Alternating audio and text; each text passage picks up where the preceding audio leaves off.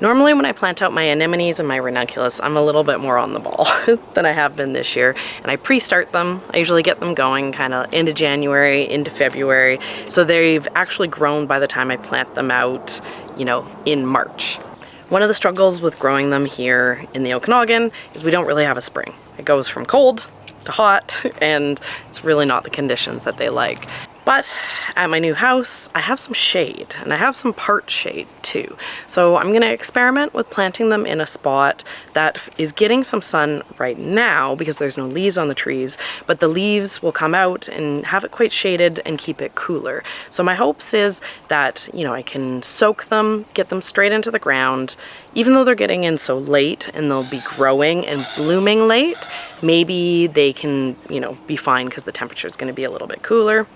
And worst case scenario, they'll grow some greens, and then when the heat comes, they'll die back and they'll go dormant. And because they've grown some sort of plant matter to put energy back into the corm, I can dig them up and save them for next year. At least they won't be a complete loss. This is the spot that I'm thinking of putting the garden. It's been a bit of a storage space for me over the last little bit. So I'm gonna have to move the things out of here, and then I'm gonna take that compost on my driveway, and I'm just gonna cover the grass and the weeds and everything, and kind of create, you know, a bed to be able to put the corms directly into. So it's gonna be kind of like a cheater instant garden bed. I need about 100 square feet for the number that I have. So, you know, it's gonna kind of go to the shrub and out a few feet.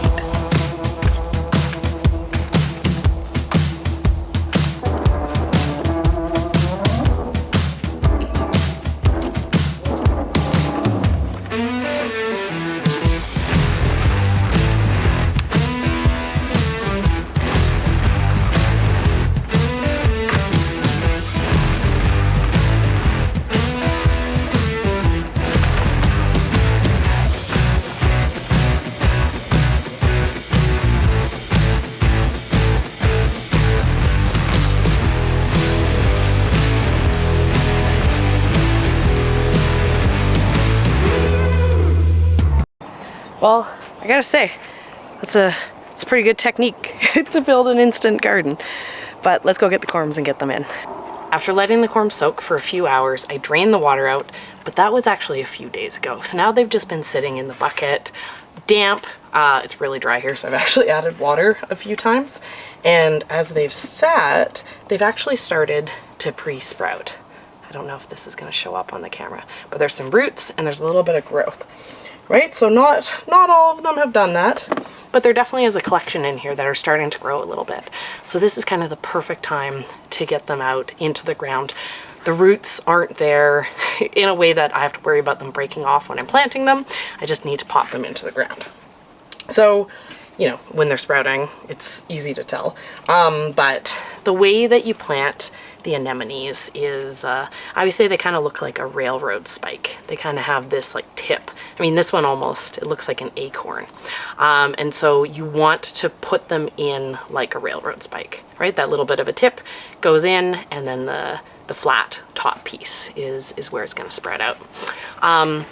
And you don't want to plant them super deep because they do rot easily. So you want to keep them like not in a well-drained location. So I'm going to take these, I'm going to poke them into that compost that I just laid out, you know, and kind of have them 1/2 inch to 1 inch below the surface of the soil.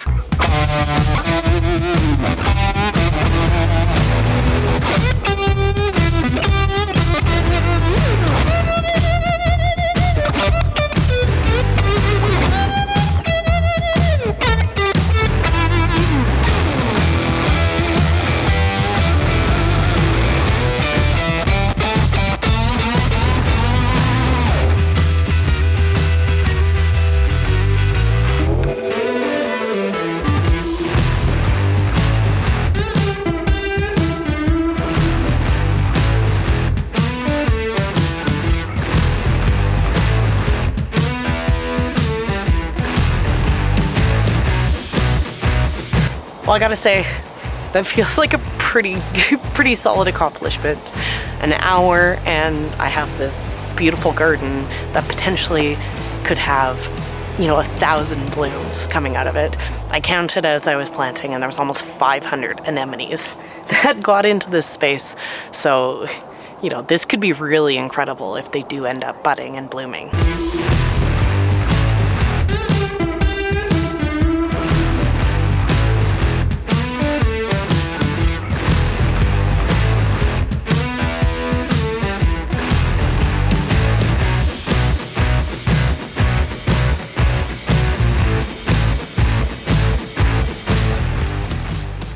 Thanks to Birch for sponsoring this video. Did you know a good night's sleep can help you get sick less, reduce your stress, and improve your mood, attention, and memory? Birch is currently running their Memorial Day sale and has given me an exclusive discount for my followers. Use code BIRCHPARTNER27 to get 27% off your mattress. Birch makes mattresses that are crafted with responsibly sourced materials such as organic cotton, organic wool, and 100% natural latex.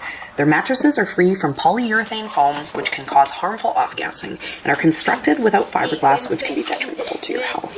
I was excited to get my new bed from Birch because I like knowing that the mattress I'm sleeping on is made with materials sourced straight from nature, which are both comfortable and durable. I'm 40, so I'm starting into some perimenopause, and sometimes I feel hot when I sleep. So the organic materials help keep me cool and regulate my body temperature when I have those moments. I ordered the Birch Luxe Natural Mattress, a premium upgrade to their original, well-loved Birch Natural mattress. The Birch Luxe mattress is comprised of 8 different layers of organic wool, organic cotton, and 100% natural latex. The Luxe model features an added quilted organic cotton pillow top, and the targeted zoned lumbar support provides enhanced contouring. The mattress has over 1,000 individually wrapped steel coils to cradle your body and limit motion transfer. I just got my Birch mattress, and so far I love it. But I have friends who have had theirs for over 2 years, and they have been gushing about how much they love their beds and highly recommending Birch. I really loved the experience of getting the bed. The compressed and rolled mattress in a box was super easy to get set up, and I never had to drag my kids into a store, wasting time and patience I really don't have. With your Birch mattress, you get a 100-night sleep trial, along with a 25-year warranty.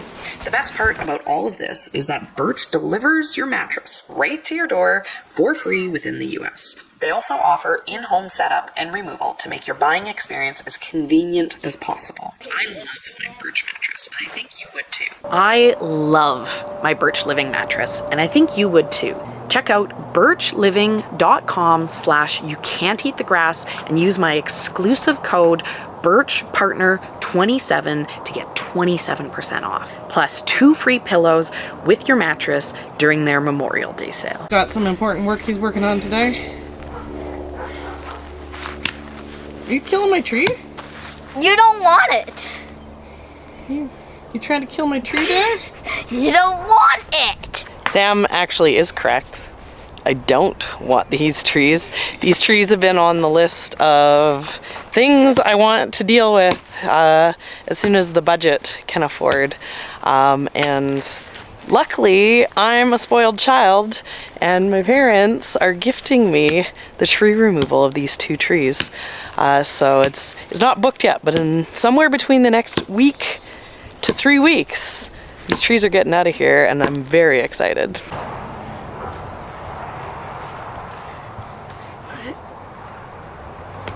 These trees need to go because I have really exciting plans for up here at the front yard.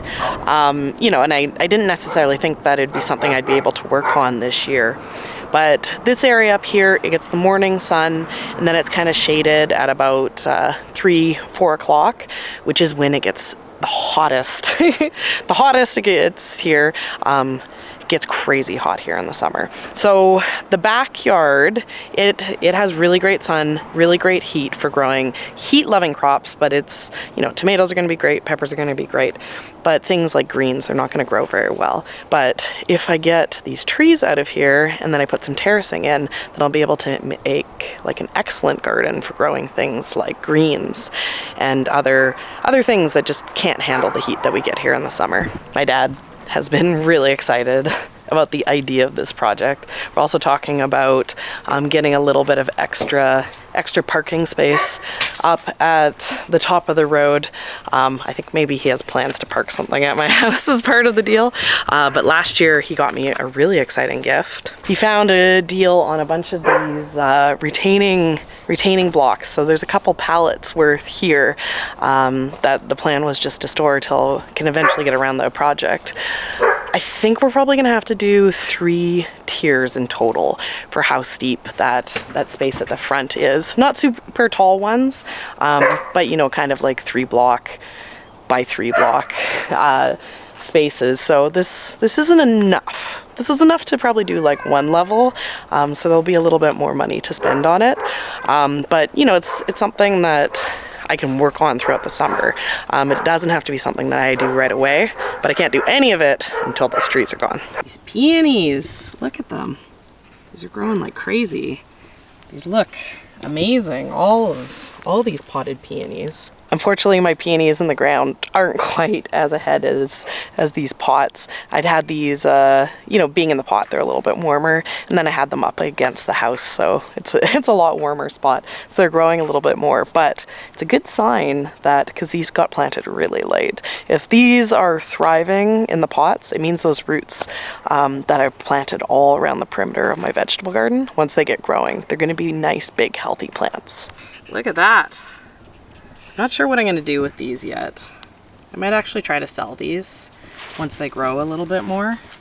You know, I did end up buying 80 peonies. I planted about 60 and then I sold a few others, but it'd be nice to recoup a little bit more of the hundreds of dollars that I spent on my peonies, because I have a bulk buying obsession. I'm also really excited about how this crate is doing. I got a bunch of tulips from the farm in the fall, and then also a couple hyacinths. So I potted this up, and this is gonna be tulips that I can use for cut flowers. So, you know, I figure I have like 2 or 3 bouquets worth of flowers in here once they start growing and blooming. It's a nice white coal. If I crack the rocks in half, you don't have to use much walk. You can't do anything about my rocks. You're an urban miner?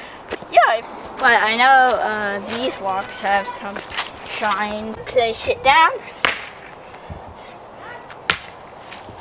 Okay. Now you check. What do you think? Looks pretty good in each one. Yeah, this is a nice one. See a crack on a rock? Whack it on the crack. Oh, you got it opened real good there. Yeah. Okay, let's see the color. Yeah, looks pretty good. I don't know how many of these tulips are gonna turn into flowers, because a lot of these are used cut flower bulbs that I took from the farm, but I got one bloom at least. I unfortunately also have a very healthy patch of dandelions growing in.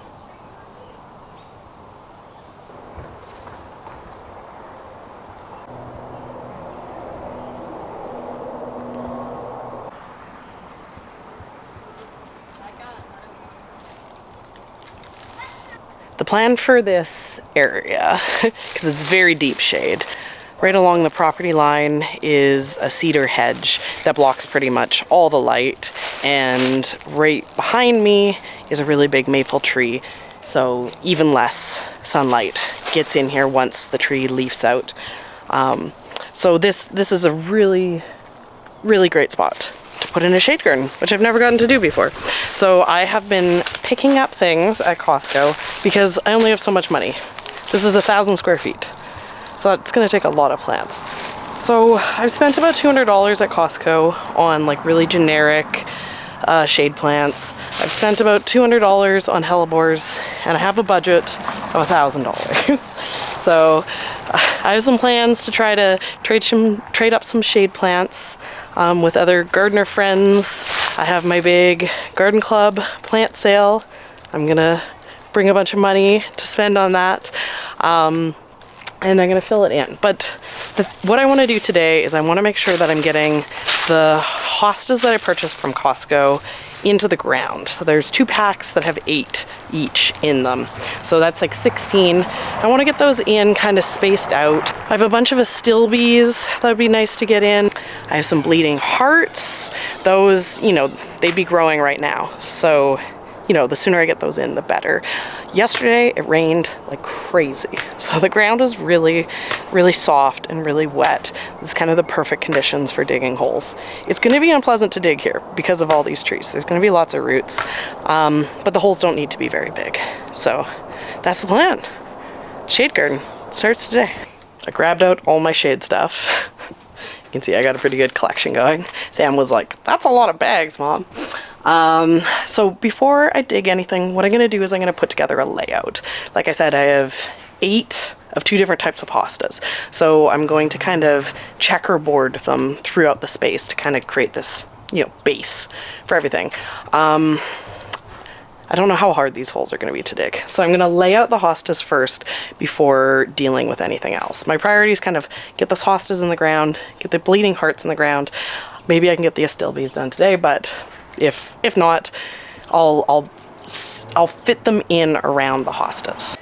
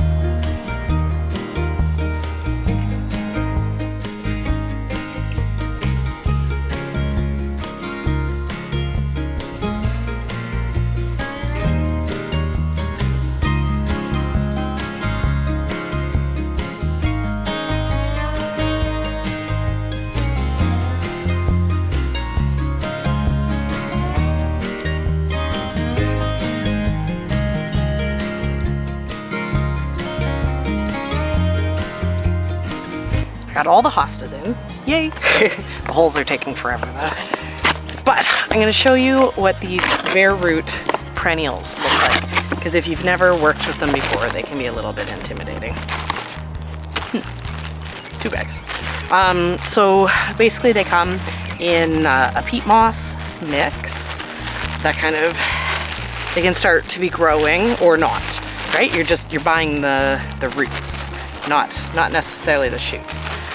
And so you want to be careful when shaking out the peat moss because the pieces can be small. So there we go. This bag had 3 pieces. So these are starting to grow a little bit. Yeah, and it's definitely time to get these planted. They've started to grow and then they're kind of dying a little bit on the tips because they want to be in the ground. So if there's sprouts, that's where you put it in, and then all these roots, you want to have them down into the ground because that's what you're buying, these roots, and then they grow into plants. This one's a nice big one, but it definitely wants to be in the ground to grow. The bleeding hearts will bloom for me early. They usually bloom around Mother's Day here. So I want these up a little bit closer to the front. It is deeper shade the further down this hill it goes. So I think rather than kind of spacing one, you know, all 5 of them evenly down the hill, I'm gonna cluster them kind of up near the front so that when they come up, they kind of will make a little bit of a display.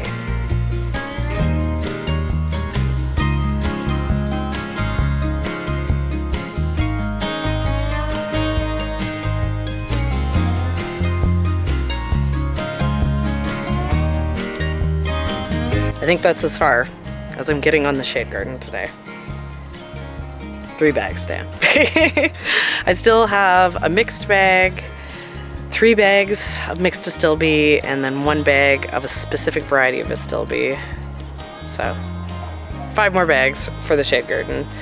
But there's 2 things that I do want to get in early so that it can start growing. Now's kind of the time. You know, seeing those bleeding hearts makes me want to get these planted as soon as possible. And that is 2 yellow peonies. So I have a perfect spot for these in the backyard. My peony hedge has a couple holes that didn't get filled. So before I give up on the night, I'm gonna go get these in.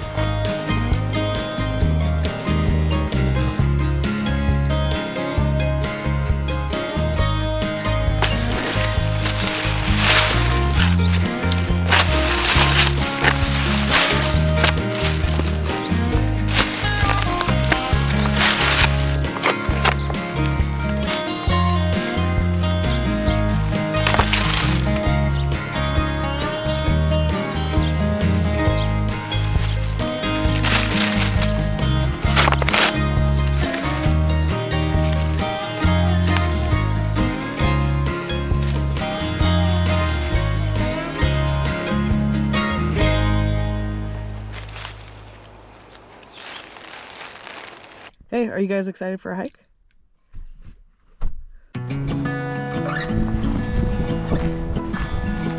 We're all excited for hiking.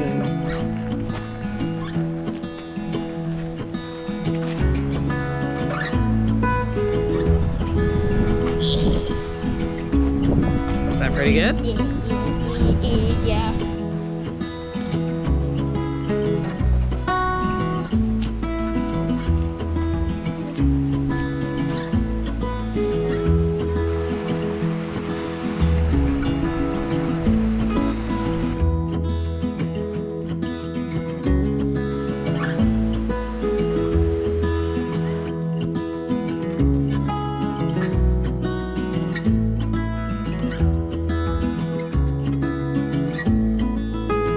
Okay, don't fall in though, Sam. Yeah. Stepping stone. No, no, no, no, no, no, no, no, no. You're gonna fall in the river. Okay, get back on that rock. No chance, running.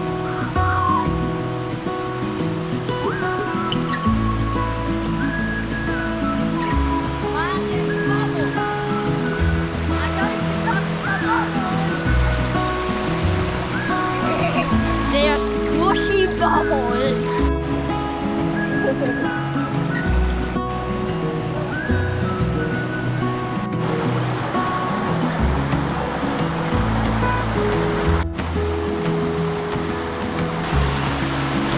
So what did you think? How's the hike?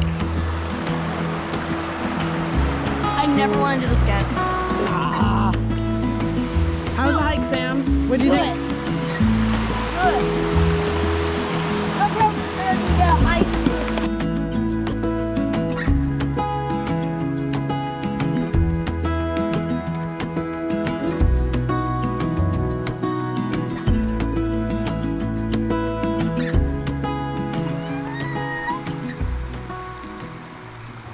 The plan for today is to get some lilies into the ground.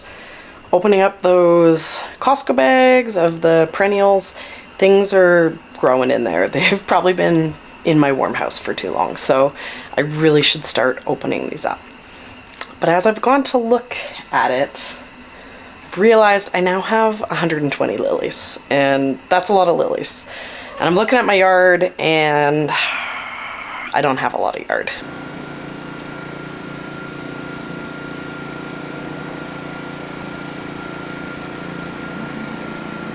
And as I stand out there on my deck, I'm thinking about the fact I also have 160 liatris that I'd like to get into the garden too. And, you know, I kind of do want them all in the back because it's the full sun spot.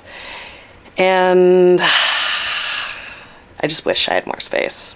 But there's one very important lesson that the flower farm taught me, and that is you can really squeeze things together. You can really put a lot of plants into a small space. You don't need to follow spacing directions. So, you know, instead of doing clusters that maybe had like 3 lilies and a couple liatris, we'll go for like clusters that have like 5 lilies, even though the space will be really tight. They'll grow up, they'll look gorgeous. I'll cut some of them out for cut flowers. It'll be fine. We're gonna get these into the ground. First thing I'm gonna do is I'm gonna mix all these bulbs together. Open up these packages and dump them into this bucket that I got. My goal here is to have a random mix of colors. You know, I don't want to be overly intentional about it. I don't want to be like, one of this color, one of this color, 2 of this color. So by just mixing them all together, you know, it'll be random, but it'll still be a pretty good mix. But it'll look a little more playful and less intentional.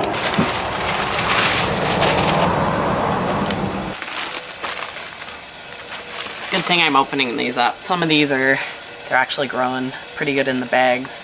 The bulbs are starting to get a little dried out. So, you know, now's a perfect time to be getting these into the ground.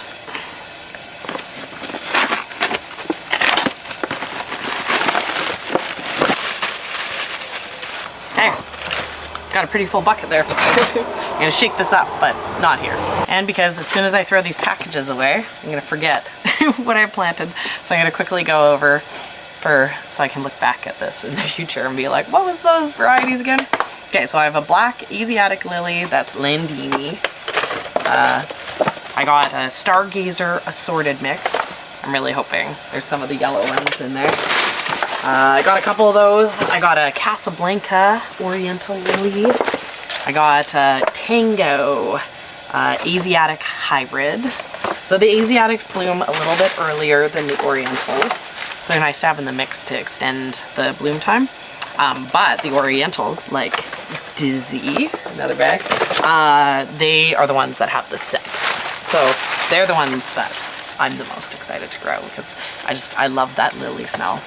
Okay, and then I got an Oriental Trumpet Hybrid Cross, and there's no variety name on that. So, pretty good mix of stuff. I'm pretty excited. Lilies are supposed to be planted 6 inches deep, so this isn't a hand trowel job. This is a full-size shovel job, so we'll be bringing this for digging. I think my plan here is I'm gonna do clusters of 5 lilies together. And in what I have already, because this is my problem. I already have a few things planted, but seeing them up and growing, the space is really full and there's a lot of flowers that I want to get in here that I want to still grow. So I'm getting nervous about the space filling up. But I do have 2 lines where I've put in like bee balm and feverfew and yarrow perennials like in a strip. And I've spaced them out accordingly because those plants can get quite big. But so what I think I'm gonna do is in between every single one of those plants, because there's a gap, I'm gonna dig up a shovel's worth and I'm gonna get in that cluster of lilies. Right, the lilies, they kind of spike straight up. So even if there was kind of like a ground cover thing, it's not gonna prevent, right? I can still have them interplanted that way. And they will be able to survive, maybe not thrive, they don't need to thrive, you know, for years to come. So here's an example here, right? I got this is a bee balm, and then I have a space. There's a yarrow here, but it doesn't have the long pieces. And then there's a space, and then another plant. So this is kind of where the shovel's worth are gonna go. And then it's gonna leave space for me to not have filled this entire garden. I'll know where things are planted for when I start digging, you know, in a few weeks when even more plants are going in.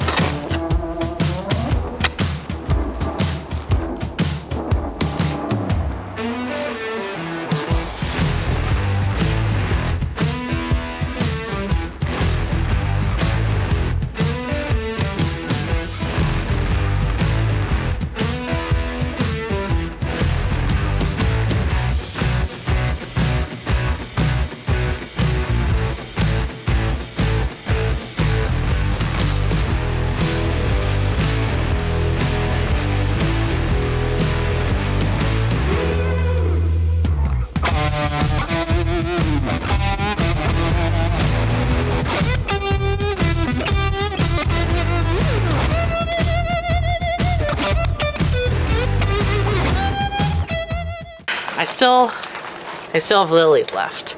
It ended up being 32 holes. I put 3 lilies and 4 liatris into every single hole. So that means I only used 96 of my 120 lilies. So I still have a pretty good collection of lilies to deal with. But I don't know if I want to put any more in the back. But, you know, like 25 lilies, that's a lot more reasonable number. You know, I have a spot up at the front that has some spring bulbs. I could maybe mix some lilies in there as well. You know, that'd be pretty. Little lily display up in the front of the house. But there seems to be a theme starting here. The theme is I want to grow too much. I've too many plants. Too many plants and not enough space. So I'm gonna have to start looking a little bit closer at some of these Costco bags that I have. Cause yeah, I haven't even started in on seedlings. I haven't even started on things that I want to grow as annuals. You know, this is all just kind of perennials that have been getting put in so far. And I'm thinking about it, and I think I have like 58 dahlias, and like these are big dahlia plants. Yeah, and I don't know where I'm gonna put them. And I also have 1,200 glads that, you know, that are coming any day now too. So I don't know.